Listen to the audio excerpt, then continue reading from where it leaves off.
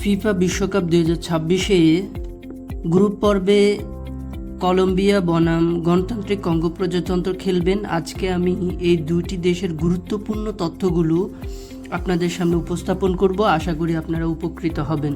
চলুন শুরু করা যাক।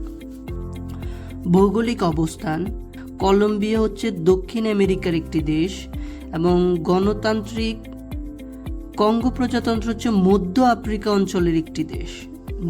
দুই মহাদেশের অবস্থিত। কলম্বিয়ার রাজধানী হচ্ছে বোগোতা এবং কঙ্গো প্রজাতন্ত্রের রাজধানী হচ্ছে কিনশাসা। কলম্বিয়ার মুদ্রা হচ্ছে কলম্বিয়ান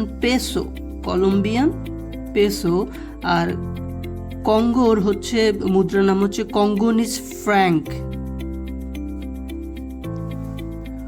ঔপনিবেশিক ইতিহাস: স্পেনের উপনিবেশ ছিলেন হচ্ছেন এই কলম্বিয়া। কঙ্গো প্রজাতন্ত্র উপনিবেশ ছিল হচ্ছে বেলজিয়ামের। কলম্বিয়া স্বাধীনতা লাভ করেন 20 জুলাই 1810 সালে স্পেনের কাছ থেকে এবং কঙ্গো প্রজাতন্ত্র স্বাধীনতা লাভ করে বেলজিয়ামের কাছ থেকে 1960 সালে 30 জুন।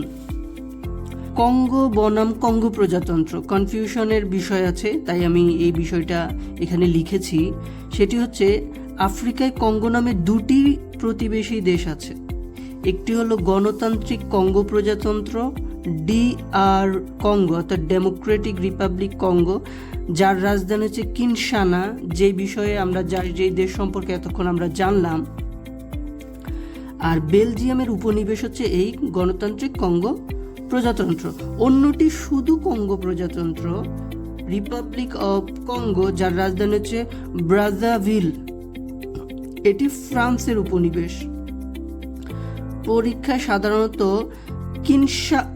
কিনশাসা রাজধানী সম্বলিত DR কঙ্গো থেকে বেশি প্রশ্ন আসে। আশা করি এই বিষয়টা থেকে আপনারা এই দুইটি দেশ সম্পর্কে বেশ কিছু তথ্য জানতে পারলেন এবং এগুলো খুবই গুরুত্বপূর্ণ তথ্য। উপকৃত হলে আমার এই পেজটি ফলো দিবেন, আমার এই পেজের সাথে থাকুন। আশা করি যারা চাকরির পরীক্ষার্থী আছেন তারা উপকৃত হবেন। ধন্যবাদ সবাইকে। আসসালাম।